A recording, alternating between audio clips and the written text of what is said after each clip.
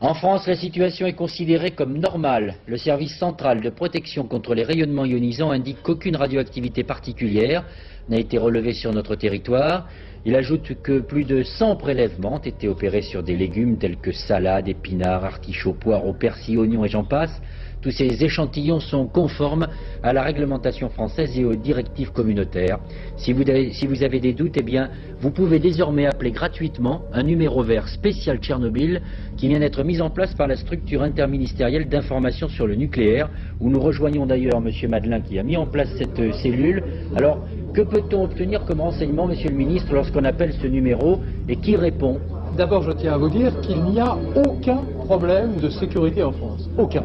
Mais on a dit qu'il n'y avait pas assez d'informations. C'est la raison pour laquelle nous avons mis en place d'abord une cellule d'information destinée aux journalistes pour les aider à faire leur travail.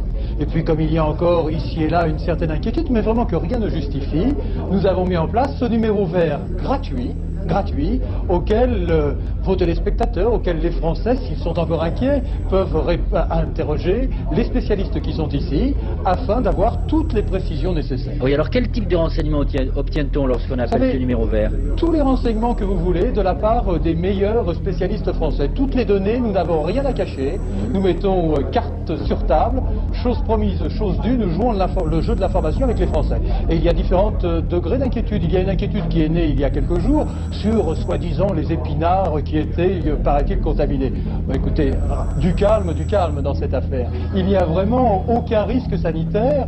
J'ai déjà eu l'occasion de dire que l'on pourrait commencer à s'inquiéter et aller voir son médecin si par hasard on trouvait, mais on n'en trouve pas dans le commerce, 3 tonnes d'épinards irradiés et qu'on ait l'intention de sans les laver, de les ingurgiter dans les quelques jours qui viennent. C'est vraiment dire, je prends cet exemple pour montrer qu'il n'y a aucune inquiétude à avoir. Tout ce qui est aujourd'hui chez les commerçants français, bien évidemment, est plusieurs fois surveillé.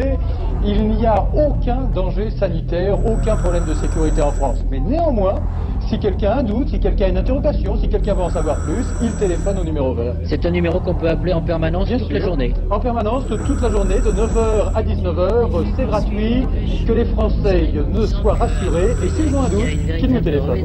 Merci Monsieur le Ministre de cette intervention à propos du numéro vert spécial Tchernobyl. Pour se protéger des retombées radioactives. Ça va au-delà de l'inquiétude. On peut demander une menace. Voilà, on peut demander au docteur Pellerin, oui.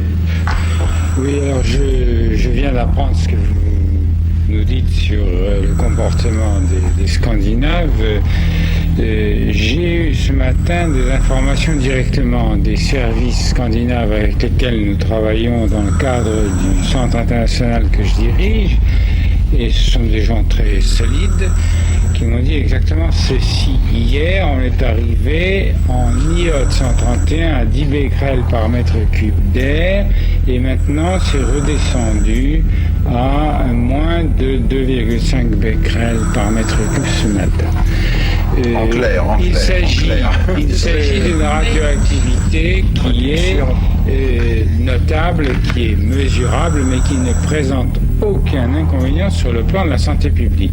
Seulement, on a fait tellement de catastrophisme sur le plan du nucléaire qu'on risque de déclencher des paniques. Alors je voudrais bien dire ici clairement que même pour les Scandinaves, la santé n'est absolument pas menacée. C'est un phénomène que nous suivons tous, toutes les personnes compétentes dans ce domaine, sur le plan européen et mondial d'ailleurs, et qui est très intéressant à suivre pour les enseignements qu'on en tirera sur le plan des mouvements d'air, des masses d'air éventuellement radioactifs provenant d'un accident, mais ça ne menace personne actuellement, sauf peut-être dans le voisinage immédiat de l'usine, et encore c'est surtout dans l'usine que je pense que les Russes ont admis qu'il y avait des personnes lésées.